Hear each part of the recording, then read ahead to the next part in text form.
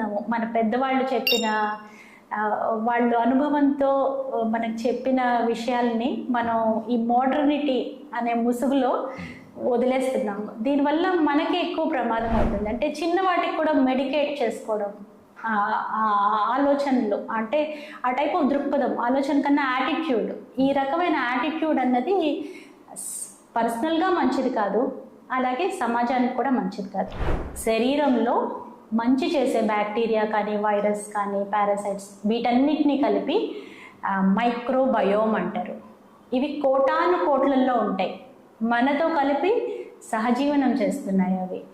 కాబట్టి వీటిని ఇప్పుడు మనం ఒక యాంటీమైక్రోబియల్ వేసుకుంటే పాథోజెనిక్ బ్యాక్టీరియా, అంటే మనకు హార్మ్ చేసే బ్యాక్టీరియా కాకుండా ఈ గుడ్ బ్యాక్టీరియా కూడా చాలా వరకు ఎరేజ్ అయిపోతాయి.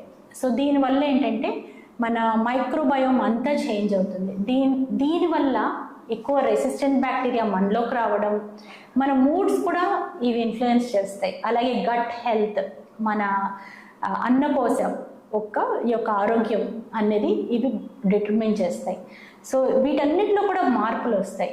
అందుకనే ప్రీబయోటిక్స్, ప్రోబయోటిక్స్ ఎక్కువ ఉన్న ఆహారం తీసుకుంటే మనకి గుడ్ బ్యాక్టీరియా అన్నది ఎక్కువగా వస్తుంది. ఒకసారి అసలు యాంటీబయాటిక్స్ వాడకూడదు, జాగ్రత్తగా వాడాలి అని ఇప్పటి వరకు మాట్లాడుకున్నాము. కానీ యాంటీబయాటిక్స్ ఒకసారి కోర్స్ అనేది మొదలు పెట్టిన తర్వాత ఆ 5 డే కోర్స్ కానీ, 3 డే కోర్స్ కానీ, 7 డే కోర్స్ కానీ కంప్లీట్ చేయడం అనేది ముఖ్యం.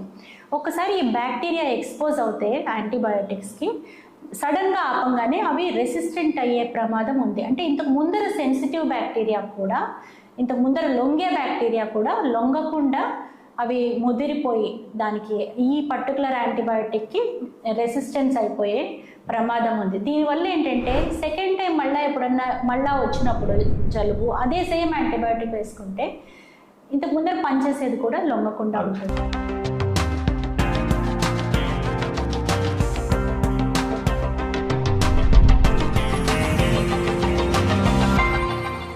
మన పెద్దవాళ్ళు చెప్పిన వాళ్ళు అనుభవంతో మనకు చెప్పిన విషయాల్ని మనం ఈ మోడర్నిటీ అనే ముసుగులో వదిలేస్తున్నాము. దీనివల్ల మనకి ఎక్కువ ప్రమాదం అవుతుంది. అంటే చిన్న వాటికి కూడా మెడికేట్ చేసుకోవడం, ఆలోచనలు, అంటే ఆ టైప్ ఆఫ్ దృక్పథం, ఆలోచన కన్నా యాటిట్యూడ్, ఈ రకమైన యాటిట్యూడ్ అన్నది పర్సనల్గా మంచిది కాదు, అలాగే సమాజానికి కూడా మంచిది కాదు.